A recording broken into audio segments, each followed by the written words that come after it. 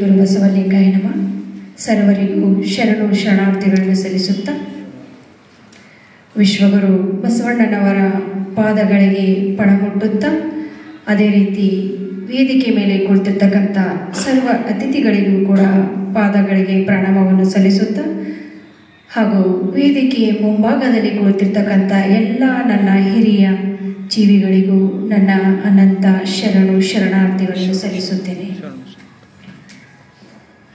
ಎಲ್ಲರಿಗೆ ಮೊಟ್ಟ ಮೊದಲನೇದಾಗಿ ಕನ್ನಡ ರಾಜ್ಯೋತ್ಸವದ ಹಾರ್ದಿಕ ಶುಭಾಶಯಗಳನ್ನು ಸಲ್ಲಿಸುತ್ತಾ ಅದೇ ರೀತಿ ಮಕ್ಕಳ ದಿನಾಚರಣೆಯ ಹಾರ್ದಿಕ ಶುಭಾಶಯಗಳನ್ನು ಸಲ್ಲಿಸುತ್ತೇನೆ. ಹಾಗೂ ಮಮತಾದೇವಿಯವರ ಬರೆದಿರ್ತಕ್ಕಂಥ ಒಂದು ವಚನದ ಮೂಲಕ ನನ್ನ ಮಾತುಗಳನ್ನು ಮುಂದುವರಿಸುತ್ತೇನೆ. ಊರ ಹೊರಗಣ ಬಯಲು ಊರ ಒಳಗಣ ಬಯಲೊಂದುಂಟೆ, ಊರ ಒಳಗೆ ಬ್ರಾಹ್ಮಣ ಬಯಲು, ಊರ ಹೊರಗೆ ಹೊಲೆ ಬಯಲುದುಂಟೆ. ಎಲ್ಲಿ ನೋಡಿದಡೆ ಬಯಲೊಂದೇ, ಭಿತ್ತಿಯಿಂದ ಒಳ ಹೊರಗೆಂಬ ನಮ್ಮ ವಯಸ್ಸೆ.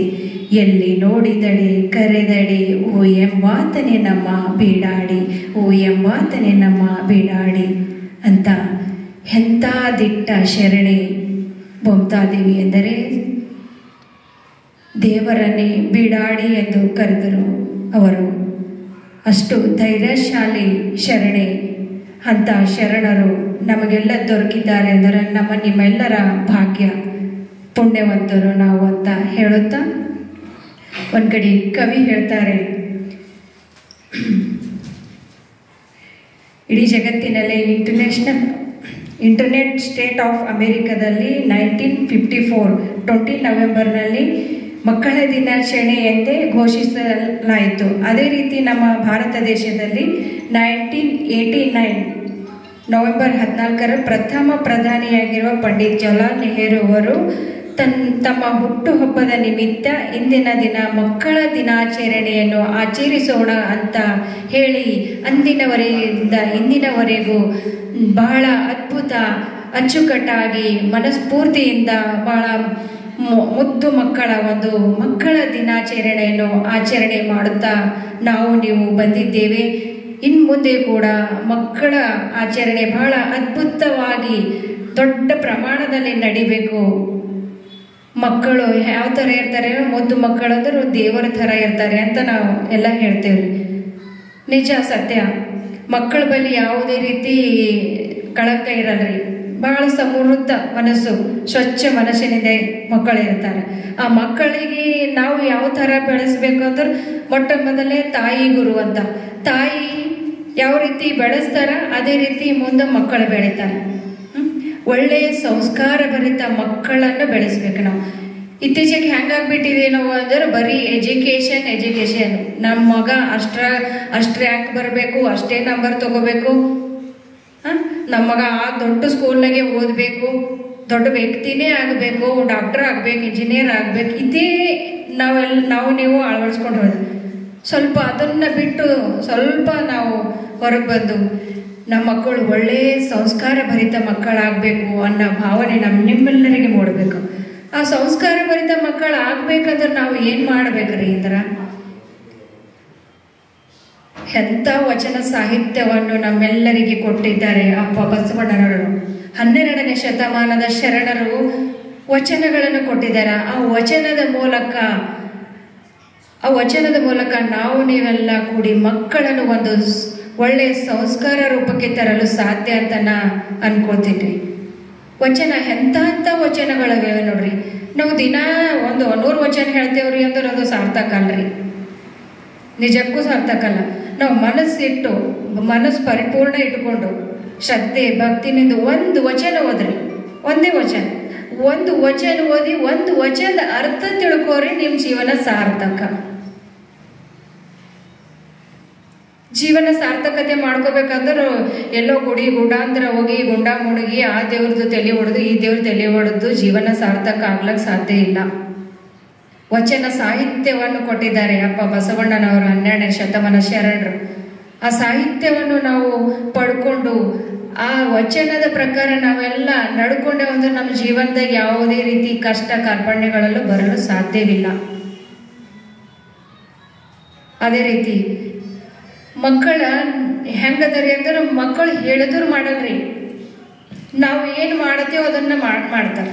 ನಾವು ಯಾವ್ದು ಮಾಡ್ತೇವೋ ಅದ್ರ ಮೇಲೆ ಅಬ್ಸರ್ವೇಷನ್ ಇರ್ತಾರೆ. ನೀವು ದಿನ ಮುಂಜಾನೆ ಎದ್ರು ಮಗ ನೀ ಓದು, ನೀ ಬರೀ, ನೀ ಆ ಕಡೆ ಹೋಗ್ಬೇಡ, ನೀ ಈ ಕಡೆ ಹೋಗ್ಬೇಡ, ಬರೀ ಎಜುಕೇಶನ್ ಮೇಲೆ ಫೋಕಸ್, ಸ್ಕೂಲ್ನಾಗ ಫಸ್ಟ್ ರ್ಯಾಂಕ್ ಬರಬೇಕು.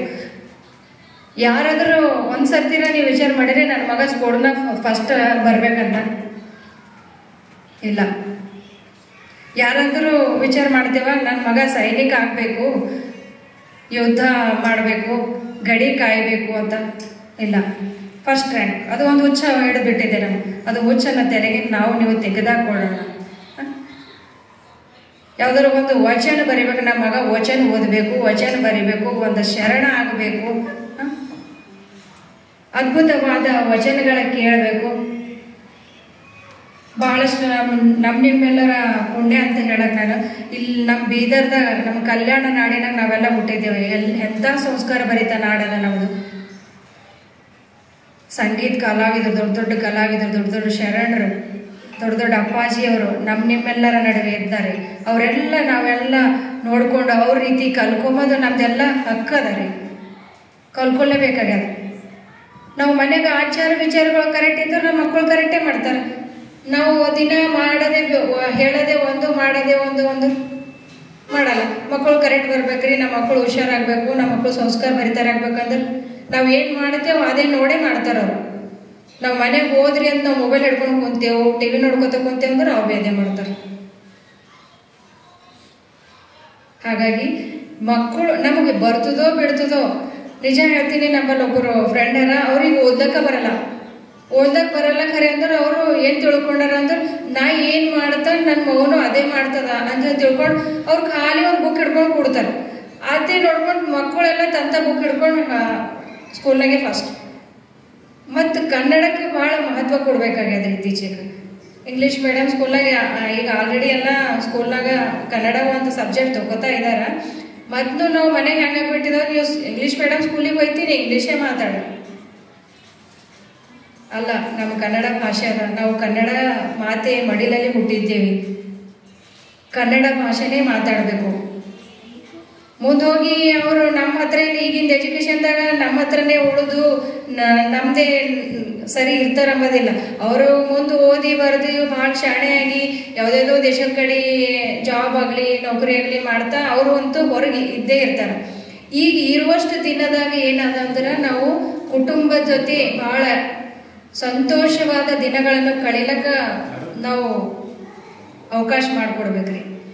ಸಣ್ಣಗಿದ್ದಾಗೆ ಮಕ್ಕಳಿಗೆ ಒಯ್ದು ಹಾಸ್ಟೆಲ್ನಾಗ ಇಟ್ಟಾಕಿ ಓದ್ಬೇಕ್ರಿ, ಬರಿಬೇಕ್ರಿ, ಹುಷಾರಾಗ್ಬೇಕು ಮಕ್ಕಳು ಅಂಥೇಳಿ ಒಯ್ದು ಹಾಸ್ಟೆಲ್ನಾಗ ಇಟ್ಟಾಕಿದ್ರಿ ಅಂದ್ರೆ ಮುಂದೆ ಅದೇ ಕಲಿತಾರೆ ನಮ್ಮ ಮಕ್ಕಳು. ನಮಗೆ ಒಯ್ದು ಹಾಸ್ಟೆಲ್ನಾಗ ಇಟ್ಟಾಕ್ತಾರೆ ಒಂದಿನ.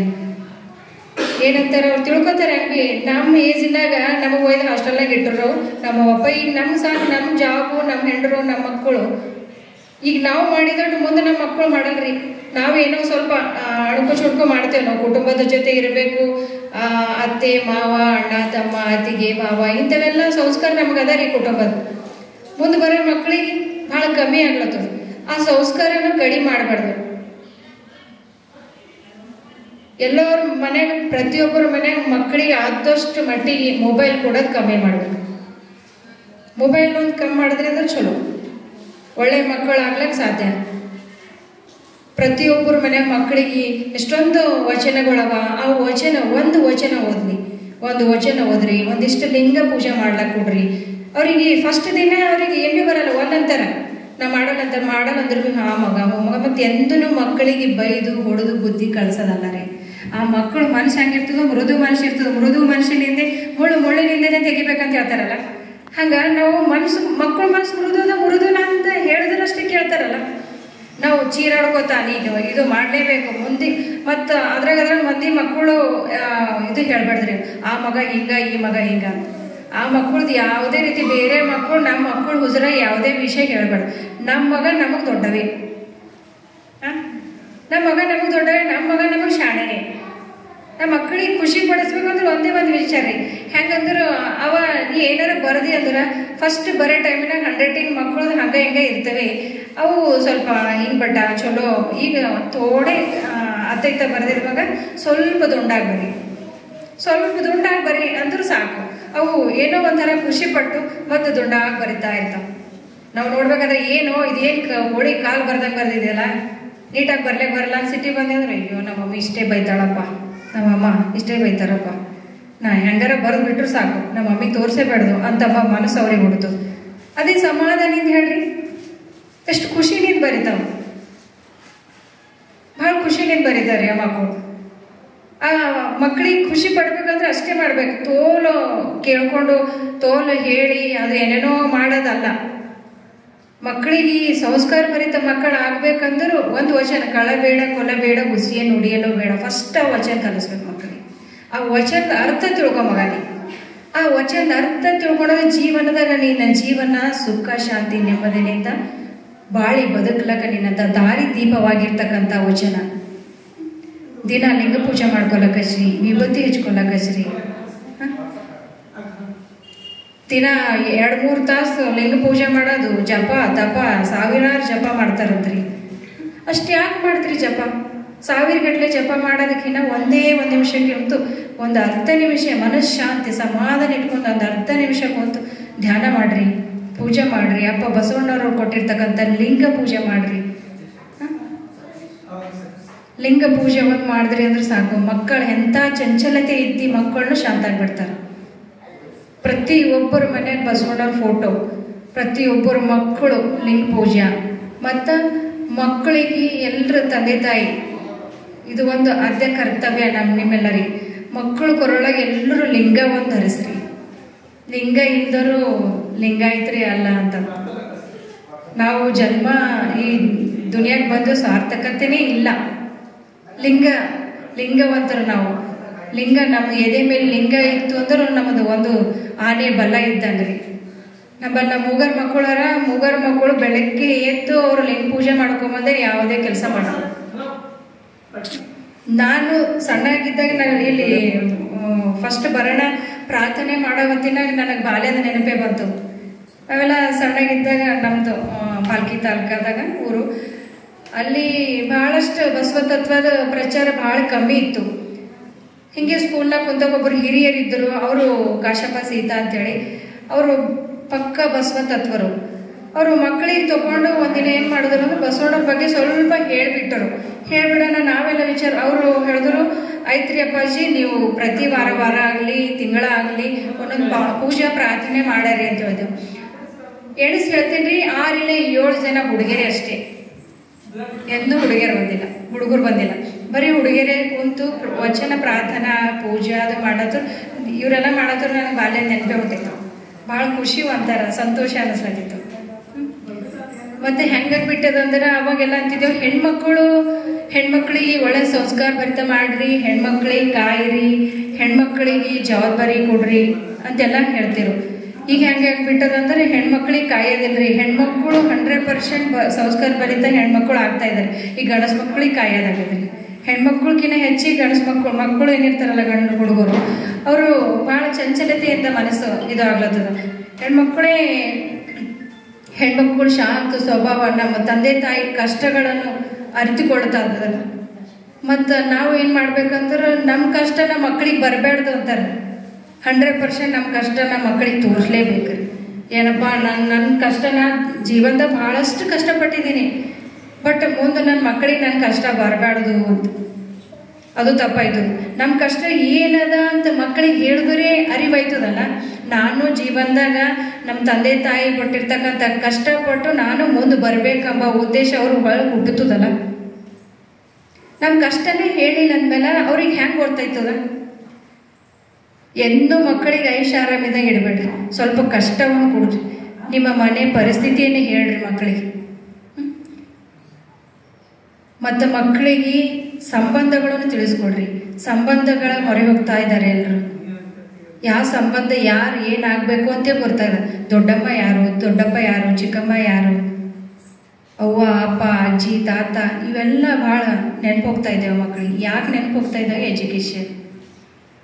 ಬರೀ ಓದು ಓದು ಓದು ಓದೋದು ಒಂದು ಬಿಟ್ಟು ಬೇರೆದು ಮಕ್ಕಳಿಗೆ ಯಾವುದೇ ರೀತಿ ಸಂಸ್ಕಾರ ಸಿಗಲ್ಲ ಉಂಟ. ಹಾಗಾಗಿ ಮಕ್ಕಳಿಗೆ ಒಂದು ಸಂಸ್ಕಾರ ಭರಿತ ಮಕ್ಕಳಾಗಬೇಕು. ನೀವೆಲ್ಲ ಒಂದು ಮಕ್ಕಳಿಗೆ, ಈ ದೇಶಕ್ಕೆ ಒಳ್ಳೆಯ ಸಂಸ್ಕಾರ ಭರಿತ ಮಕ್ಕಳನ್ನು ಕೊಡಬೇಕಂದ್ರೆ ದಿನ 1-2 ವಚನ ಓದಿಸ್ಲಿಕ್ಕೆ ಹಚ್ಚಬೇಕು, ಮತ್ತು ಲಿಂಗ ಪೂಜೆ ಮಾಡಿಸ್ಲಿಕ್ಕೆ ಹಚ್ಚಬೇಕು. ಮನ್ಯಾಗ ಕನ್ನಡದಾಗ ಅಜ್ಜಿ ತಾತ ಒಂದು ಕುಟುಂಬ ಹೆಂಗಿರ್ಬೇಕಂದ್ರೆ ತುಂಬಿದ ಕುಟುಂಬ ಮನೆಯಾಗಿರ್ಬೇಕ್ರಿ. ಹೆಂಗಾಗಿ ಬಿಡ್ಲದಿದೆ ಅಂದ್ರೆ ಇತ್ತೀಚೆಗೆ ಮಗಳಿಗೆ ಗಂಡನ ಮನೆಗೆ ಕೊಡಬೇಕು ಅಂದ್ರೆ ಅತ್ತಿ ಮಾವ ಇರಬಾರ್ದು, ನಾವು ಅತ್ತಿ ಮಾವ ಇರಬಾರ್ದು ಅಂತ ಅಲ್ಲತ್ತಿದ್ದೆವು. ಮುಂದೆ ನಮ್ಮ ಮಗಳಿಗೆ ಕೊಡೋ ಟೈಮಿನಾಗ ಭೀ ಹೆಂಗೆ ಅಂತಾರಲ್ಲ, ನಮ್ಮ ಮನೆಗೆ ಕೊಡೋ ಟೈಮಿನಾಗ ಭೀ ಹೆಂಗೆ ಅಂತಾರೆ, ನಮ್ಮ ಮಗನಿಗೆ ನೋಡೋ ಟೈಮಿನಾಗ ಭೀ ಹೆಂಗೆ ಅಂತಾರಲ್ಲ. ಅದೆಲ್ಲ ಯಾವುದೇ ವಿಚಾರಗಳು ತಲೆಗೆ ಇಟ್ಕೋಬಾರ್ದು. ಎಂಥ ಮನೆ ನಮ್ಮ ಮಗಳು ಕೊಡಬೇಕ್ರಿ ಅಂದರೂ ಸಂಸ್ಕಾರ ಭರಿತ ಮನೆ ಇರಬೇಕು, ತುಂಬಿದ ಮನೆ ಇರಬೇಕು. ಭಾವ ಅತ್ತಿಗೆ ಮತ್ತು ನಾದ್ನಿ ಅತ್ತೆ ಮಾವ ಎಲ್ಲ ಇದ್ದು ಮನೆ ಕೊಡ್ರಿ. ಆ ಕುಟುಂಬ ಎಂಥ ಕುಟುಂಬ ಆಗಿಬಿಡ್ತದಂದ್ರೆ ಎಷ್ಟು ದೊಡ್ಡ ಕುಟುಂಬ. ಹಾಗೂ ಜೀವನದಾಗ ಏನು ಒಯ್ಯೋದಿಲ್ರಿ, ಸತ್ರು ಸಂಕಟ ಇರೋದು ಸ್ಥಳನೇ ಏನು ಖುಷಿನಿಂದ ಇರೋದ ನೋಡ್ರಿ. ಹೋದ್ಮೇಲೆ ಏನು ಒಯ್ಯೋದಿಲ್ಲ. ನಾವು ಹೋದ್ಮೇಲೆ ಏನಂತಾರ ಅಂದ್ರೆ ಚಲೋ ಇದ್ದವ್ರು ಅಷ್ಟೇ ಅಂತಾರೆ, ಚಲೋ ಇದ್ದಿದ್ರು ಚಲೋ ಇದ್ರು ಅಂತಾರೆ. ಇಲ್ಲಾಂದ್ರೆ ಏಪ್ಪ ಅವ ಮನುಷ್ಯ ಅವ ಭಾಳ ಡೇಂಜರ್, ಅವನಿಗೆ ನೆನ್ಸ್ಕೋಬೇಡ, ಹೋದಟ್ಟೆ ಗುಣ ಆಯ್ತು ಅಂದ್ಬಿಡ್ತಾರೆ. ಚಲೋ ಇರ್ಬೇಕಂದ್ರೆ ಏನು ಮಾಡ್ಬೇಕ್ರಿ? ಕುಟುಂಬದ ಜೊತೆ ಇರಬೇಕು, ಮಕ್ಕಳ ಜೊತೆ ಇರಬೇಕು. ಸಾಮಾನ್ಯ ಅಲ್ಲ ರೀ ಮಕ್ಕಳ. ನಾವು ಒಂದು ಬೆಳೆ ಮಗು ಒಂದು ಸಿಕ್ಕೋದಿಲ್ಲಾಗೆ ಮಗು ಬೆಳೆಸ್ಬೇಕಂದ್ರೆ ಅದಕ್ಕೆ ಭಾಳ ಶ್ರಮ ಪಡ್ಬೇಕತ್ತದು. ನೀ ಬೆಳಿ ಒಂದು 5-6 ವರ್ಷಿಗೆ ಮಕ್ಕಳಿಗೆ ಸ್ಕೂಲಿಗೆ ಹಾಕೋದು 5-6 ವರ್ಷ ಬಿ ಇಲ್ಲ. ಇತ್ತೀಚೆಗೆ 4 ಮುಗಿದು 5ನೇ ವರ್ಷ 4 ವರ್ಷಿಗೆ ನರ್ಸರಿ LKG UKG ಏನೇನೋ ಇಂಗ್ಲೀಷ್ ಹೊಂಟವ, ಅವೆಲ್ಲ ಒಯ್ದು ತುರ್ಕೋದು ಮುಗಿದೋಯ್ತು. ಅವ್ರ ತಾಯಿ ಯಾರು, ತಂದೆ ಯಾರು, ಒಂದು ಕಡೆ ಜಾಬು, ಅವ್ರ ಜಾಬು. ಹೆಣ್ಮಕ್ಳಿಗೆ ಭೀ ಹಂಗಾಗಿ ಬಿಟ್ಟದಂದ್ರೆ ಗಂಡಿನ ಸರಿ ಸಮಾನವಾಗಿ ದುಡಿತಾ ಇದ್ದಾರೆ.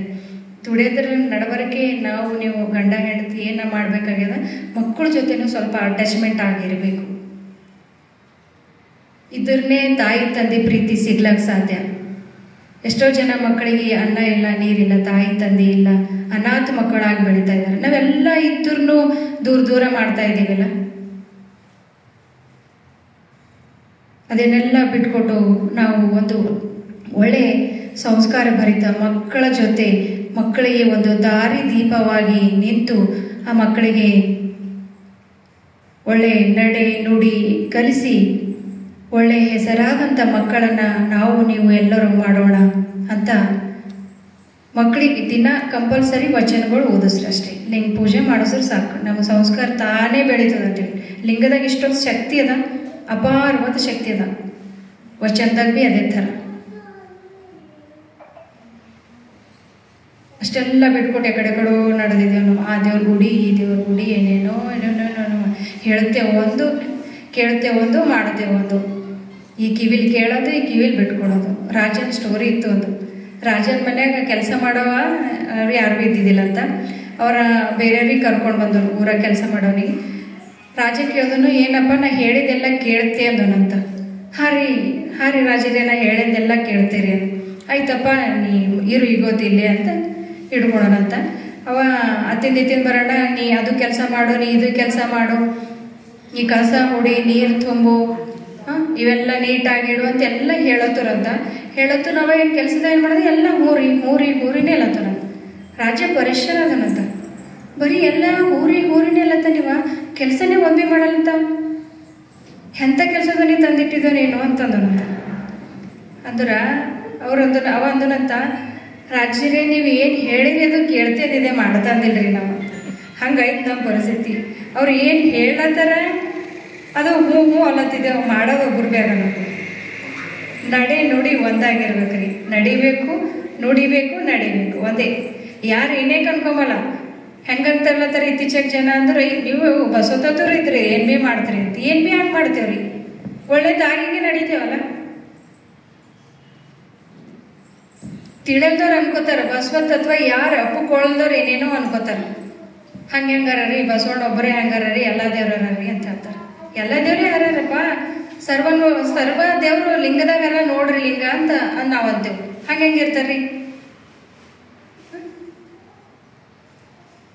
ಏನೇನೋ ತಿಳ್ಕೊಂಡು ನಮ್ಮ ಆಚಾರ ವಿಚಾರ ಎಲ್ಲ ಬಿಟ್ಕೊಟ್ಟು ಯಾವ್ದಾವ್ದೋ ದಾರಿಗೆ ನಡೀತಾ ಇದ್ದಾರೆ. ಅಂಥವೆಲ್ಲ ದಾರಿ ತಪ್ಪಿಸಿ ಮಹಾಲಿಂಗ ಸ್ವಾಮಿಗಳು ಭಾಳ ಒಳ್ಳೆ ಕಾರ್ಯ ಮಾಡ್ತಾ ಇದ್ದಾರೆ.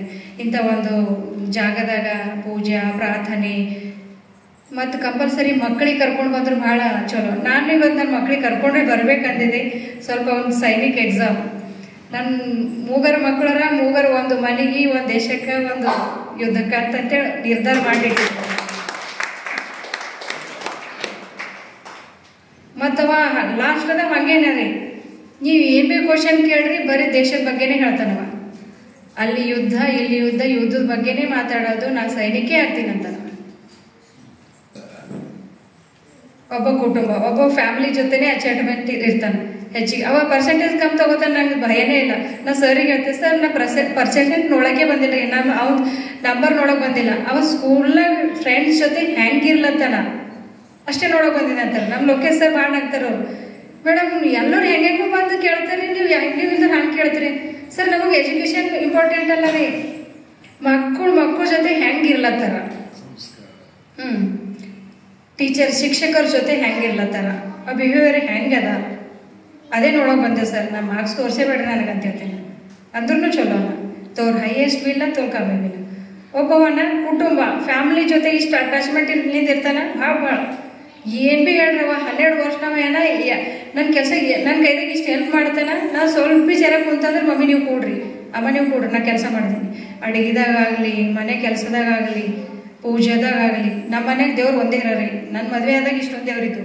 ಅವೆಲ್ಲ ದೇವ್ರು ತೆರೆದಾಗ ಏನೇಕಾಗಲ್ಲ. ನಮ್ಮ ಅತ್ತೆಯವರು ಬಿ ಸ್ವಲ್ಪ ನಾನು ಸಣ್ಣಗಿದ್ದಾಗ ಏನು ಹಿಡಿದ್ರೆ ಮಾತಾಜಿಯವ್ರ ಪ್ರಾರ್ಥನೆ ಪೂಜೆದಾಗ ನಾ ಇದ್ದ.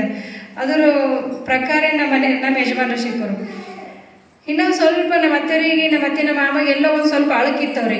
ಇವರೆಲ್ಲ ಹಿಂಗೆ ಅಂತಾರ, ಹಂಗಲ್ಲ ದೇವ್ರರ, ಎಲ್ಲ ಕಡೆ ದೇವ್ರರ, ಅವ್ರು ಬಸವಣ್ಣೆ ಒಬ್ಬರೇ ಹೆಂಗೆ ದೇವ್ರ ಅಂತೀರಿ ನೀವು ಅಂತಾರೆ. ಅಂದ್ರೂ ಇಲ್ಲ ಅತ್ತಿ, ಹೆಂಗಾರ ಆಗೈತು, ಧೈರ್ಯ ಮಾಡ್ರಿ, ನೀವು ಏನಾಗಲ್ಲ ಅಂತೇಳಿ ಇಷ್ಟು ದೇವರೆಲ್ಲ ತೆಗ್ಸಕ್ಕೆ ಒಂದು ಲಿಂಗ ಮಾಡಿಸ್ದೇವು. ಒಂದೇ ಒಂದು ಲಿಂಗ ಅದ ನಮ್ಮ ಮನೆ.